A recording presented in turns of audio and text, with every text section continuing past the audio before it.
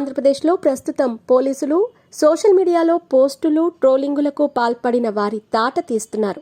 గతంలో చంద్రబాబు నాయుడు, లోకేష్, పవన్ కళ్యాణ్ మహిళా నేతల్ని ఉద్దేశించి పోస్టులు పెట్టిన వారికి పోలీసులు ఇప్పుడు చుక్కలు చూపిస్తున్నారు.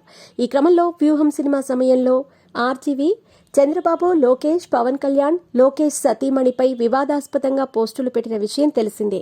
దీనిపై ఒంగోలులోని మద్దిపాడు పిఎస్లో కేసులు నమోదయ్యాయి. ఈ క్రమంలో పోలీసులు ప్రస్తుతం దీనిపై విచారణకు రావాలని ఆర్జీవీ ఇంటికి వెళ్లి మరీ నోటీసులు ఇచ్చారు. ఈ క్రమంలో నవంబర్ 19 విచారణకు రాలేనని, వారం రోజులు సమయం కావాలని ఆర్జీవీ పోలీసులకు రిక్వెస్ట్ లెటర్ సైతం పంపించారు.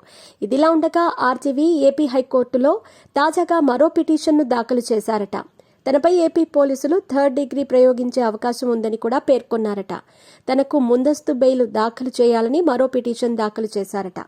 ఇదిలా ఉండగా ఆర్జీవీ బెయిల్ పిటిషన్పై రేపు హైకోర్టులో విచారణ జరిగే అవకాశం ఉన్నట్టు తెలుస్తోంది.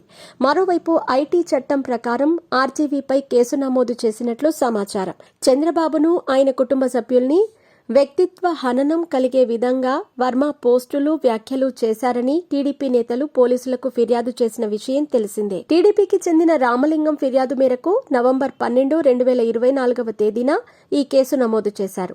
ఇదిలా ఉండగా ఇప్పటికే పోలీసులు పోసాని, శ్రీరెడ్డిలను సైతం వివాదాస్పదంగా మాట్లాడినందుకు, పోస్టులు పెట్టినందుకు వారిపై కూడా కేసుల్ని నమోదు చేసిన విషయం తెలిసిందే.